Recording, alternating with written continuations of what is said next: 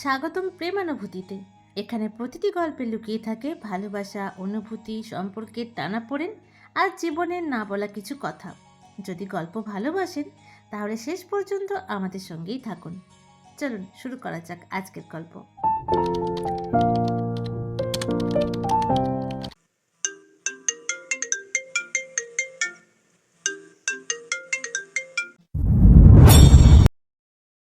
আচ্ছা, পার্থিব, এমন কোনো জায়গা আছে যা তোমার যাওয়ার খুব ইচ্ছে? কবির আঙ্কেল, আমি গ্রামে যেতে চাই। মায়ের মুখে গ্রামের অনেক গল্প শুনেছি, আমার খুব যেতে ইচ্ছে হয়। কিন্তু আমাদের তো গ্রামে কেউ নেই, আর মায়েরও সময় হয়ে ওঠে না। তোমার জায়গায় অন্য কোনো ছেলে হলে 10-12টা দেশের নাম করে বলতো, আমি এই দেশগুলোতে যাব। কিন্তু তুমি গ্রাম ঘুরতে চাও, ভালো লাগলো শুনে। আমি প্রমিস করছি, তোমায় আমি একদিনের জন্য হলেও গ্রামে ঘুরতে নিয়ে যাব। সত্যি বলছো তো আঙ্কেল?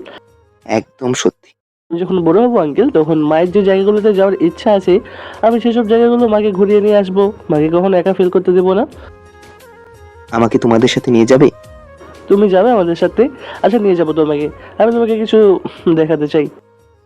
দেখাও। এই দেখো, আমি ছবিগুলো এঁকেছি। বাহ, দারুণ হয়েছে তো। আচ্ছা, তোমার আর কিছু উইশ আছে? আমার একটা রিমোট কন্ট্রোল প্লে টয় নেওয়ার খুব ইচ্ছে, আমার সব বন্ধুদের আছে। চলো, আজই তোমার সেই উইশ পূরণ করছি। তুমি কিনে দিবে?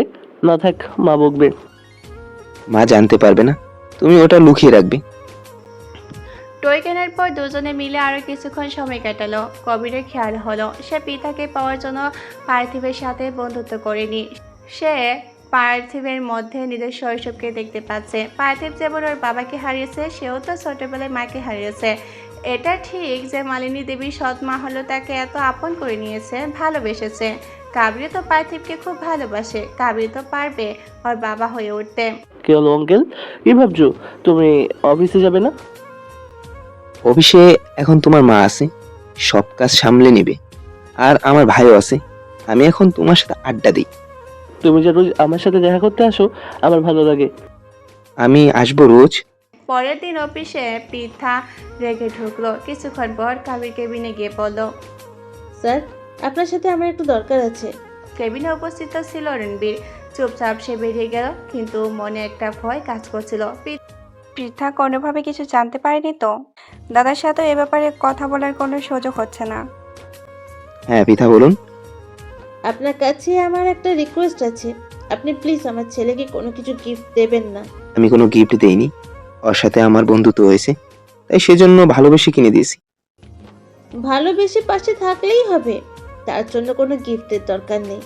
এই নিন টাকাটা, আর ভবিষ্যতে এমন আর করবেন না। আমি আমার উপার্জন থেকে আমার ছেলেকে কিনে দিতে পারি। পৃথা টাকাটা দিয়ে নিজের কেবিনে চলে গেল। রণবীর কবিরের কাছে এসে পুরোটা শুনলো, তারপর বলল, তুই একদিন একটু চুপচাপ থাক, এই ব্যাপারগুলো ভুলে যা, মনে রাখিস না। কবির সাথে সাথেই বলল, ভাই বিশ্বাস কর, আমি পিতাকে পাওয়ার জন্য পার্থিবকে ইউজ করছি না। আমি ওই বাচ্চা ছেলেটাকে ভীষণ ভালোবাসি। রণবীর বলল, আমি তোকে ভালো করে চিনি দাদা, তুই এই ধরনের কাজ করার মানুষ না। একটু চুপ করে থাক এই কয়দিন। সকাল থেকে কবিরের শরীরটা ভালো নেই। কাল পৃথাকে যতটা পেরেছে এড়িয়ে গেছে। পার্থিবের সাথেও দেখা করতে যায়নি। মনটাও ভালো নেই তার। একটু পরে মালিনী দেবী ডক্টরকে নিয়ে কবিরের রুমে গেলেন। কবিরকে চেক আপ করার পর ডক্টর বাবু বললেন, এত স্ট্রেস নিচ্ছেন কেন? প্রেশার তো অনেকটাই হাই হয়ে গেছে। মালিনী দেবী সব শুনে রণবীরকে ডেকে পাঠালেন। রণবীর কবিরের রুমে আসতেই তিনি বললেন, এই কয়দিন কবির এখন অফিসে যাবে না, বাড়িতে রেস্ট নেবে। সব কাজ তুই দেখাশোনা করবি। পৃথার মনে হলো এইভাবে কড়া ভাষায় কথাটা না বললেও হতো। কবির স্যার এমনিতেও বেশ বুদ্ধিমান মানুষ। ওনাকে যদি ধীরে সুস্থে ব্যাপারটা বোঝানো যেত তাহলে উনি বুঝে যেতেন। এতদিন তো পৃথা একা হাতে ছেলেকে বড় করেছে, ছেলের সব আবদার মিটিয়েছে। কেউ এগিয়ে আসেনি, কেউ পার্থিবের মাথায় হাত বুলিয়ে দেয়নি। পৃথা দুনিয়ার সাথে লড়াই করেছে একা, কাউকে কাউকে সাথে পায়নি। ও জানে বাকি পথটা ওকে একা চলতে হবে, তাই ওর ভয় হয়। রণবীর স্যার একা এলেন অফিস? কবির স্যার তো আরও আগে চলে আসেন। কাজ করতে করতে বারবার কবির স্যারের কেবিনের দিকে তাকাচ্ছিল পৃথা। রণবীর সেটা খেয়াল করলো। দুপুরের দিকে মেঘ ঘনিয়ে এলো। পৃথা রণবীরের কেবিনে গিয়ে বলল, may I come in sir? Yes, come in Pritha. এই ফাইলগুলো একটু দেখে নেবেন। আচ্ছা, ঠিক আছে। বসুন আপনি। কেমন লাগছে এখানে কাজ করতে? 3 মাস হলো এখানে জয়েন করেছি, বেশ ভালোই লাগছে। একটা কথা জিজ্ঞেস করব আপনাকে। হ্যাঁ, বলুন। কবির স্যার আজ এলেন না কেন অফিস? দাদার শরীরটা খুব খারাপ, বোধহয় কোনো কিছু নিয়ে চিন্তা করছে সারা রাত। প্রেশার ভীষণ হাই হয়ে গেছে। ও, আমি জানতাম না, তাই জিজ্ঞেস করলাম। রণবীর খেয়াল করলো পৃথার মুখটা কেমন ফ্যাকাশে হয়ে গেছে। একটু ফাঁকা হতেই কবিরকে ফোন করতে গিয়ে দেখলো তার ফোনটা সুইচ অফ হয়ে গেছে, চার্জ নেই। অফিসের ফোন থেকে কোনো দরকার ছাড়া কবিরকে ফোন করা ঠিক মনে হলো না তার। জানলার দিকে গুমোট কালো মেঘের দিকে চেয়ে থাকলো পৃথা। কবিরের ফোনে একটা অজানা নাম্বার থেকে ফোন এলো। ফোনটা কবির রিসিভ করতেই, হ্যালো আঙ্কেল, আমি পার্থিব।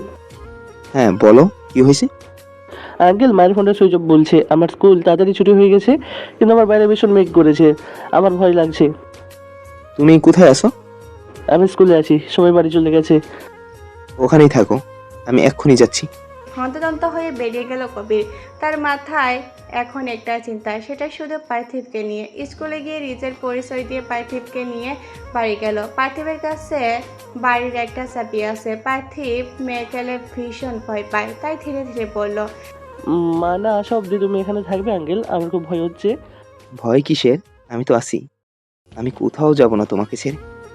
পিতা অফিসের কাজ সেরে বাড়ি ফিরল সন্ধ্যার দিকে। বিকেলে ঝড় বৃষ্টি দেখে বহুবার পার্থিবের কথা মনে হয়েছিল। ফোনটাও সুইচ অফ হয়ে গিয়েছিল, তাই অফিস থেকে যতটা তাড়াতাড়ি সম্ভব ঘুরে ফিরেছে সে। সেই কবিরকে দেখে অবাক হয়ে গেল। এরপর পার্থিব সমস্ত ঘটনাটি বলল। পিতা নিজের কাছে নিজেই লজ্জায় পড়ে গেল। এই মানুষটার সাথে কার সে খারাপ ব্যবহার করেছে। কবির পার্থিবের দিকে তাকিয়ে বলল। এবার আমি আসি, আর কোনো ভয় নেই। পিতা বলল, একটু বসুন প্লিজ, আমি কফি করে নিয়ে আসছি। একটু বসুন প্লিজ। কপিটা দেওয়ার পর পিতা বলল। ব্ল্যাক কফি দিলাম। প্রেশার হাই হলো কি করে? কবির অন্যদিকে তাকিয়ে বলল। প্রেশার আমাকে বলে হাই হয়নি, তাই আমি জানি না। পিতা এবার কবিরের দিকে তাকিয়ে বলল। স্ট্রেস তো আপনি নিচ্ছেন, কিসের এত স্ট্রেস বলুন তো আপনার? কবির অন্যদিকেই তাকিয়ে বলল। আপনি বুঝবেন না। পিতা একটু নরম স্বরে বলল। কালকের ব্যবহারের জন্য সরি। আমার এতটা রেগে কথাগুলো বলা উচিত হয়নি।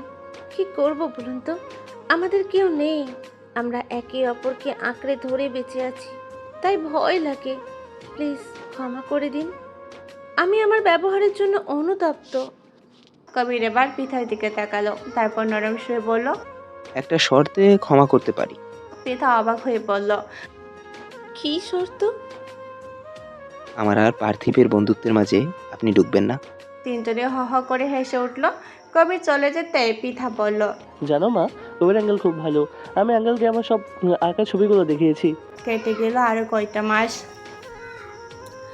আজ কবির একটু দেরি করে অফিসে ঢুকলো। ফোনটা চেক করতে করতে হাসির শব্দ শুনে ফোন থেকে তার দৃষ্টি সরিয়ে সামনের দিকে তাকাতে অবাক হয়ে গেল। সামনেই মালিনী দেবী, রণবীর আর পৃথা নিজেদের মধ্যে হাসাহাসি করছে।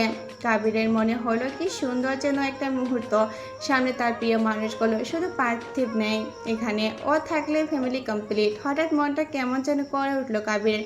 এইসব কিছু সত্যি হবে তো তার জীবনে যে ভালো কিছু হয়নি কোনোদিনও, নাকি এটা কোনো ঝড়ের পূর্বাভাস? সব ভেঙে যাবে না তো? মালিনী দেবীর কথায় সম্মতি ফিরল কবিরের। কি রে, তুই এখানে ট্যাচে হয়ে দাঁড়িয়ে আছিস কেন? এখানে আয়। পিতা তাড়াতাড়ি ফাইলটা কবিরের কাছে নিয়ে গিয়ে বলল। দেখুন, ম্যাডামের হাতের লেখাটা কত সুন্দর। কবির এই হাতের লেখা আগেও দেখেছে। সত্যি মালিনী দেবীর হাতের লেখা ভীষণ সুন্দর। পাশ থেকে মালিনী দেবী বললেন।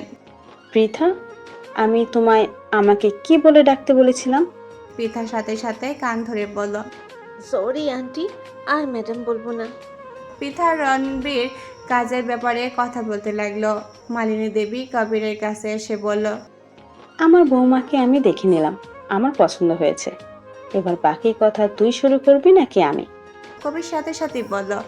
না না না, তুমি কিছু বলবে না। কথাটা পৃথার কানে যেতেই পৃথা বলল। কি হয়েছে? কবির এড়িয়ে যাওয়ার জন্য বলল। আপনি কাল কি যেন বলছিলেন পোশাক তৈরির ব্যাপারে? পৃথা বলল। হ্যাঁ, আমি বলছিলাম গ্রামের দিকে কিছু মেয়েরা পোশাকের উপর সুতোর সুন্দর কারুকাজ করে। আমরা চাইলে ওই মেয়েদের নিয়ে কাজ করতে পারি। এতে তাদেরও লাভ হবে, আর আমাদের মডেলরা ওই সব পোশাক পরলে একটা স্বদেশি ব্যাপার থাকবে। সব কিছু এই দেশেই তৈরি হবে যেহেতু। আমি কয়েকটা ডিজাইন বানিয়েছি, আপনারা একটু দেখে নিন। কবির বলল। ডিজাইন নিয়ে কোনো কথা হবে না, এটা তো চোখ বন্ধ করে আপনার উপর ছেড়ে দেওয়া যায়, কিন্তু যারা এই কাজ করবেন তাদের সাথে একটু কথা বলতে হবে। পৃথা বলল। আমি যদি গিয়ে কথা বলি তাহলে হবে? আসলেই জায়গাটা গ্রামের দিকে, শহর থেকে অনেক দূর। মালিনী দেবী সাথে সাথেই বলল। তাহলে কবিরও সাথে যাক, তোমাকে একা একা যেতে হবে না। তোমরা বরং কালই চলে যাও, কাল রবিবার, ছুটির দিন। রণবীরও মায়ের সাথে সাথেই বলল। হ্যাঁ হ্যাঁ, সেটাই ভালো হবে। পৃথাও রাজি হলো। কিছুক্ষণ পর কবির পৃথার কাছে গিয়ে বলল। একটা কথা বলার ছিল। হ্যাঁ বলুন। বলছি জায়গাটা কি একদম গ্রামের মধ্যে? হ্যাঁ, কেন? কোনো অসুবিধা আছে আপনার? একটা অনুরোধ ছিল আমার, রাখবেন? অনুরোধ? কি?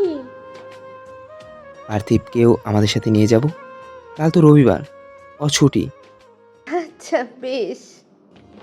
কবির মনে মনে খুব খুশি হলো।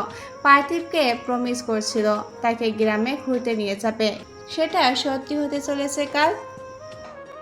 সকালে ফ্রেশ হয়ে বেরিয়ে পড়ল কবির।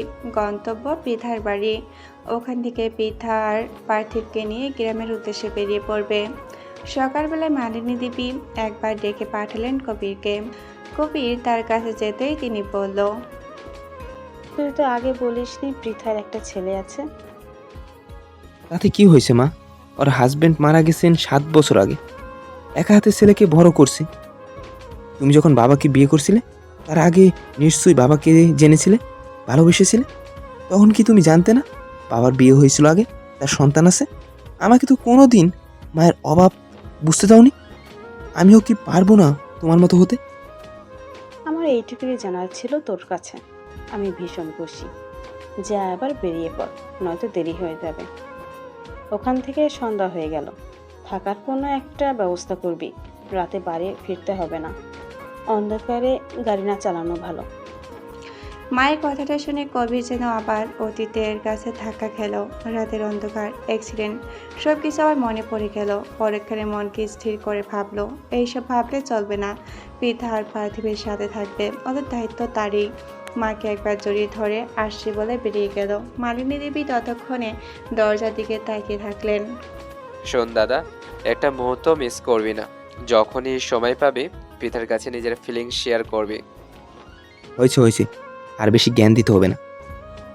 জ্ঞান দিচ্ছি না, তোর কথা ভেবেই বলছি। আজ 7-8 মাস হয়ে গেল গাড়ি এক জায়গাতেই দাঁড়িয়ে আছে। তাতে কি, গাড়িতে তো দুজনেই আছি। গাড়ি চলুক বা না চলুক, এই যে প্রতিদিন পিতাকে চোখের সামনে দেখতে পাচ্ছি, এটাই অনেক আমার কাছে। তুই দেখিস দাদা, পিঠা একদিন তোর হবেই। আর একটা কথা ছিল, বল। বেশি অতীত নিয়ে কথা একে অপরের সাথে বলিস না, বরং বর্তমান আর ভবিষ্যতের কথা বলিস। কবির জানে ভাই কি জন্য এই কথাগুলো বলল। ভাইকে বাই বলে বেরিয়ে গেল। সোজা গাড়ি নিয়ে এসে হাজির হলো পৃথার বাড়ির কাছে। ফোন করতে পৃথার পার্থিব নেমে এলো। দুজনে গল্প করতে করতে এগিয়ে আসছে কবিরের কাছে। কবির মুগ্ধ হয়ে দেখছে দুজনকে। এই দুজন এখন তার প্রাণ ভ্রমর। গাড়িতে বসলো দুজনে। পৃথার সামনে সিটে বসলো, পার্থিব পিছনের সিটে বসেই পড়ল। আঙ্কেল, তুমি কথা রেখেছো? পৃথা অবাক হয়ে বলল। কি কথা? কবির অন্যদিকে তাকিয়ে বলল, বলেছিলাম না আমাদের দুই বন্ধুর মাঝে আপনি ঢুকবেন না। কথাটা বলে পৃথার দিকে তাকিয়ে হাসলো কবির। পৃথা একটু রাগ করে বলল। ঠিক আছে, তাহলে আপনারা যান, আমি নেমে যাচ্ছি। কবির সাথে সাথে বলল। এই না না না, তেমন কিছুই না। পার্থিবের গ্রামে ঘোরার খুব ইচ্ছে ছিল, তাই আমি কথা দিয়েছিলাম একদিন তাকে গ্রামে ঘুরাবো, সেটাই হতে চলছে। পিথার রাগের অভিনয় করতে পারল না, সে হেসে বলল, আপনি আমাকে এত ভয় পান কেন? কবির মুগ্ধ হয়ে চেয়ে আছে পিতার দিকে, হাসলে আরো যেন সুন্দর লাগে। পার্থিব বলল। এবার চলো আঙ্কেল। পার্থিবের কথায় কবির গাড়ি স্টার্ট দিল। পিছঢালা রাস্তায় দুই পাশে সবুজ জঙ্গল, গাড়ি এগিয়ে চলছে তার মধ্যে। কি সুন্দর এই সবুজ গাছগাছালি, চারিদিকে অদ্ভুত এক নীরবতা। এখানে আছে বিশুদ্ধ বাতাস, মানুষ প্রাণ ভরে শ্বাস নিতে পারে, আর আছে প্রকৃতির সৌন্দর্য। জানলার ধারে বসে পার্থিব এইসব উপভোগ করছে। 4 ঘন্টা পরে এসে পৌঁছালো গ্রামে। তখন দুপুর 1টা। আসার আগে একটা জায়গায় নেমে দুপুরের খাওয়া সেরে নিয়েছিল তিনজনে। কাজের ব্যাপারে আগেই কথা হয়েছিল মেয়েদের সাথে, যেতে না যেতেই তারা ভীষণ অপ্রায়ণ করলেন। বিকেলের মধ্যে সব কথা হয়ে যাওয়ার পর কবির একটু ঘুরতে নিয়ে গেল পার্থিবকে। সেই সময় পৃথা মেয়েদের সাথে পোশাকের ডিজাইন নিয়ে আলোচনা সেরে ফেলল। সন্ধ্যা হতেই তারা বাড়ি ফেরার জন্য তৈরি হলো, যদিও মালিনী দেবী বলেছিল। কিন্তু কাবিরের মনে হলো বাইরে রাত কাটাতে পৃথার সমস্যা হতে পারে। গাড়ির স্পিড কম করে বাড়ি ফিরতে লাগলো। মোটামুটি শহরে ঢোকার আগেই হঠাৎ বৃষ্টি শুরু হয়ে গেল।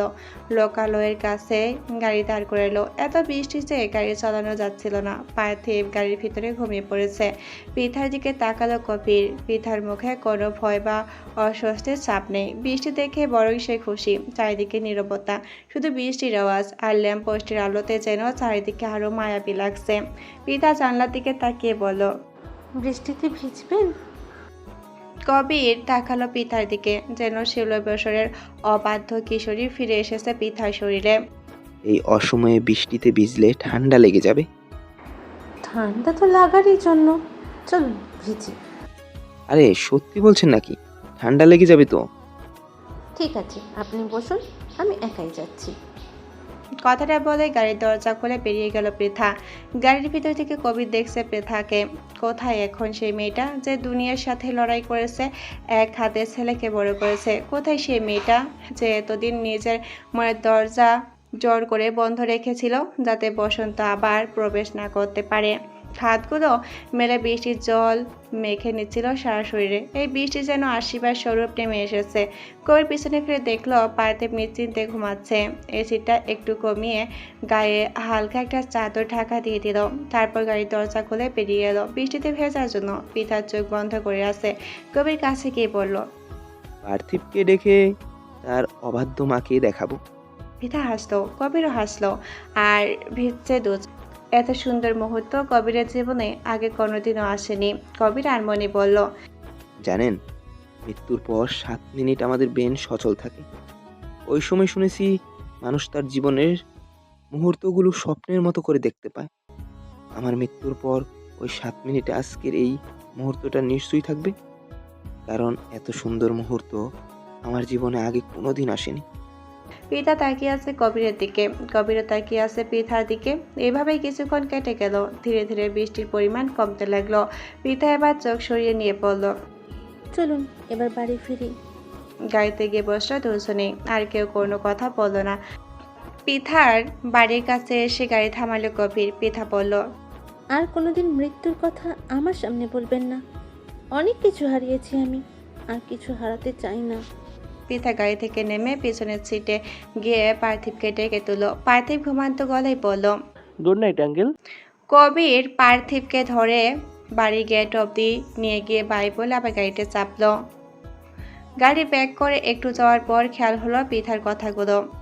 আর কোনোদিন মৃত্যুর কথা আমার সামনে বলবেন না। অনেক কিছু হারিয়েছি আমি, আর কিছু হারাতে চাই না। গাড়িটা দাঁড় করিয়ে একবার পিছনে ফিরে দেখলো পিতা দরজার কাছে দাঁড়িয়ে আছে তখনও। হঠাৎ করেই কবিরের মনে পড়লো নিজের মায়ের কথা। বাবা অফিস গেলে মা দরজার কাছে এইভাবে দাঁড়িয়ে থাকতো, যতক্ষণ না অবধি বাবার গাড়ি আর দেখা না যাচ্ছে। কবির জিজ্ঞাসা করেছিল একবার মাকে। মা বলেছিল, তুমি ওইভাবে দাঁড়িয়ে থাকো কেন? কাছের কেউ বাইরে গেলে সাথে সাথে দরজা বন্ধ করতে নেই।